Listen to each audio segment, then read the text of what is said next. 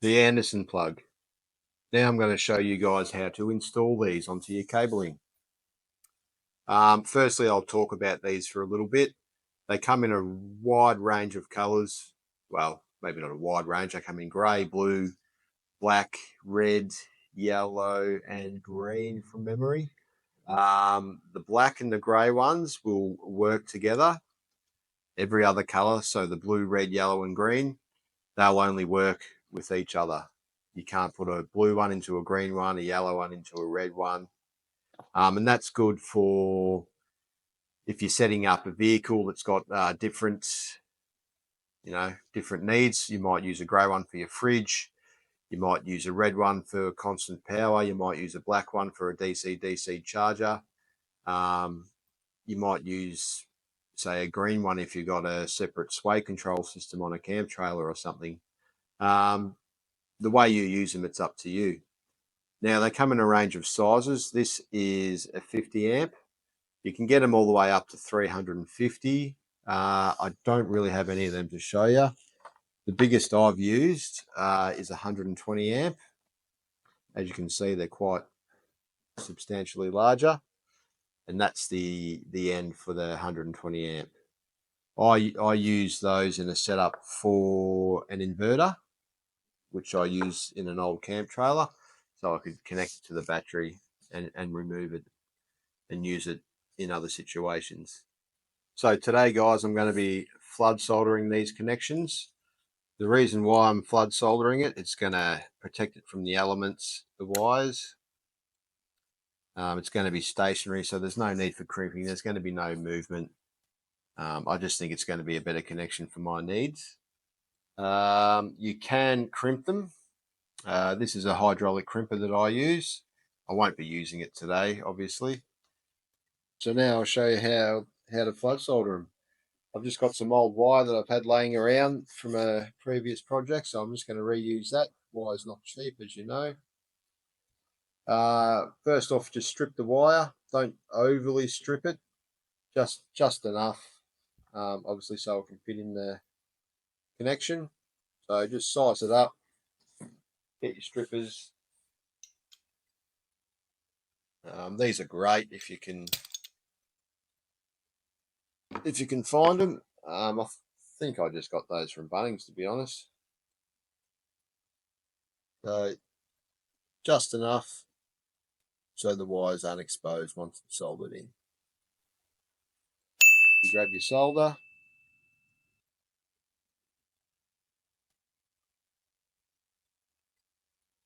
I'm doing this on the kitchen bench, by the way, so probably going to get in trouble, but I did have a workbench in the shed, and the wife decided that that was a lovely place to put a dryer. So what you got to do is heat up the connection.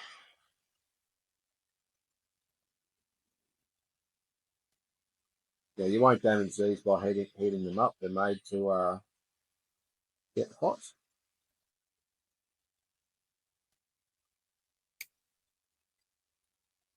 I would probably just over half fill this.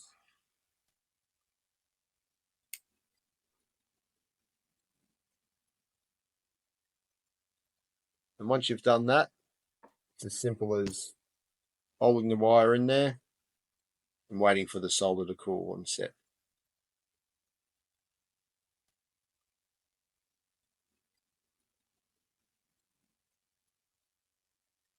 Doing this in real time, by the way, so you get an idea of how long it actually takes. That there is now is set. Probably wouldn't touch it. It's going to be very, very hot. So I'll spin that around and do the next end.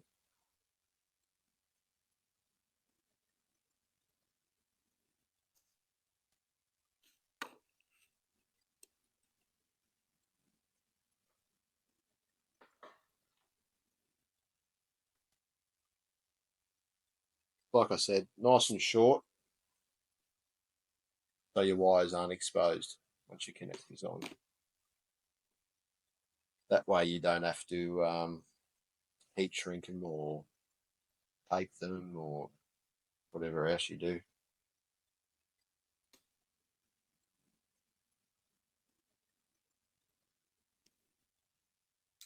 So again, heat it up, put the solder. As you can see, it doesn't take long to get hot.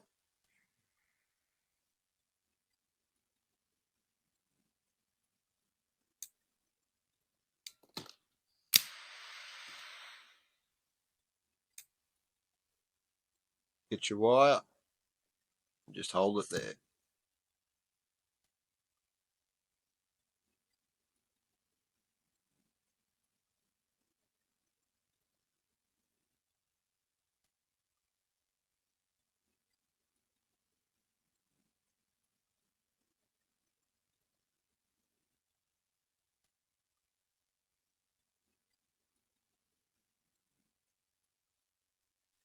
That should be enough. All right, I'll do the other piece and then I'll show you how to put them in. That one to the side.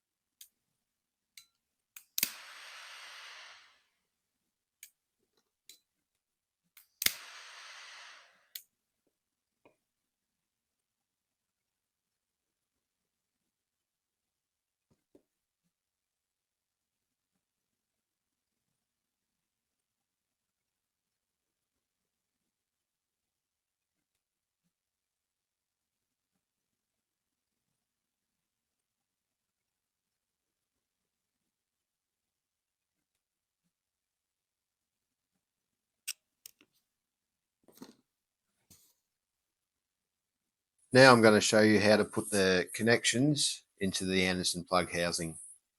Just quickly, you'll notice that they do have a positive and a negative end or side. The red cabling goes in the positive and the black cabling goes into the negative. And once you've done that, there is no possible way that you can get it wrong when plugging them in. Now, they're held in there under spring tension.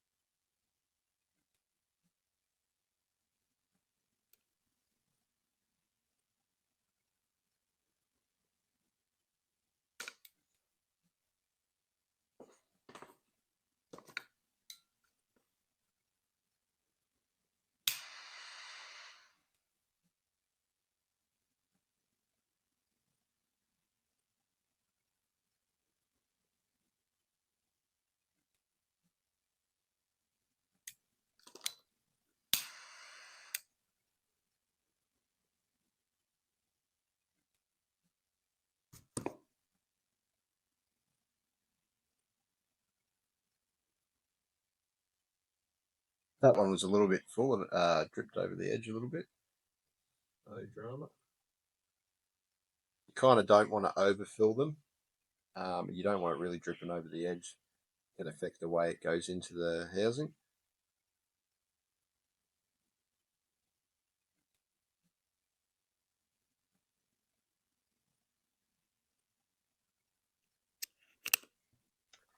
As you can see, there's a little lipping here. And there's a little spring inside which holds it into place. all you do, if you look inside, you make sure that this piece is going to face down.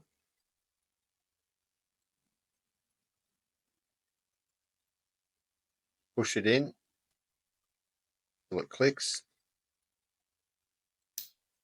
Once you hear that click, you know that it's secured. I'll show you again how to slide the connectors in. Try and give you a different angle. Hopefully you can see the spring that holds the connector in, and you can see the little hook on the end that holds, that it clips into.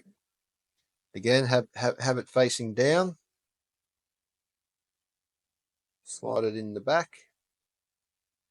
I like to look downwards, so I can make sure. I like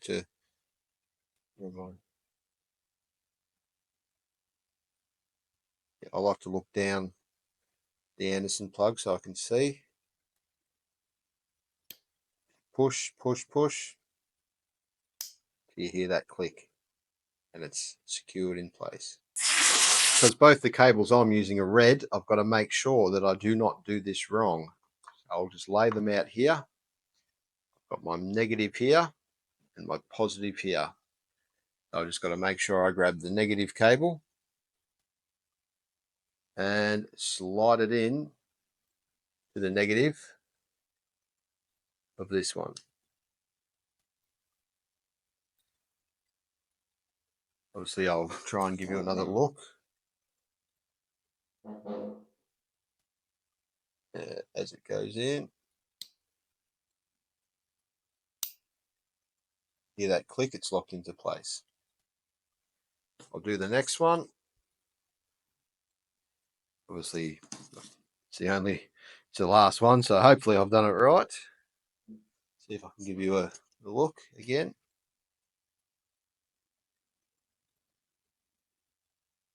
This one's going to be a bit tricky. This one's a bit tight. What I do with these, if you can't get them in, line them up. Make sure everything's going in the right way. This is the one I spilled the solder over the side of.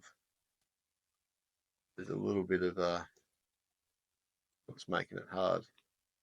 That's why you don't want to overfill them and spill the solder over the side.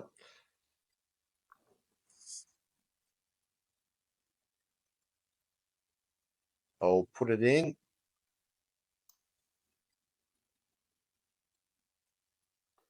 Sit it on something flat. Get a screwdriver, push it on the back of the connector, and then push that connector in like so.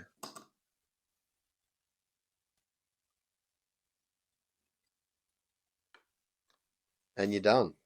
I'll tidy this up. I'll put a bit of conduit around it so it looks nice, and then I'll show you the finished product. So here's my little piece of conduit. I've just chopped it to size. It'll be a little bit tricky to get this stuff on. Sometimes it is easier if you feed your cables through before putting your ends on. But I like to do things the hard way. And I'll just show you how I do it.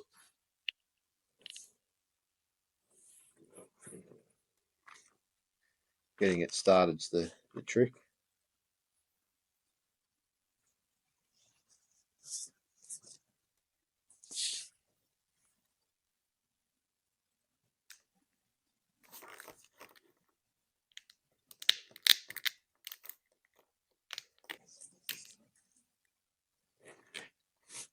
Once you've got it started, I just pull it through. Make sure you have your cable laying nice and flat so it's easy to slide.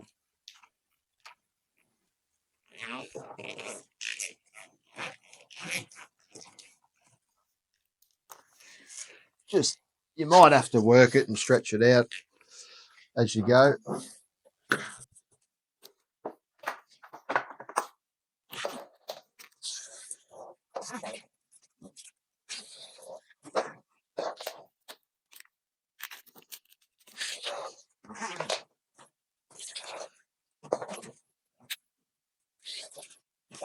bit of Italy.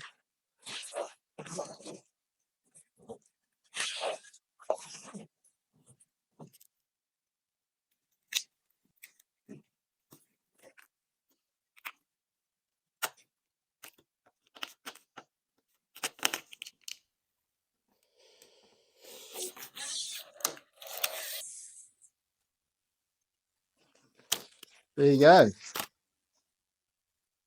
One cable. I hope you found this video useful. As you can see, it's not hard. All you need is a few tools, some wire strippers, solder. You probably don't even need the wire strippers.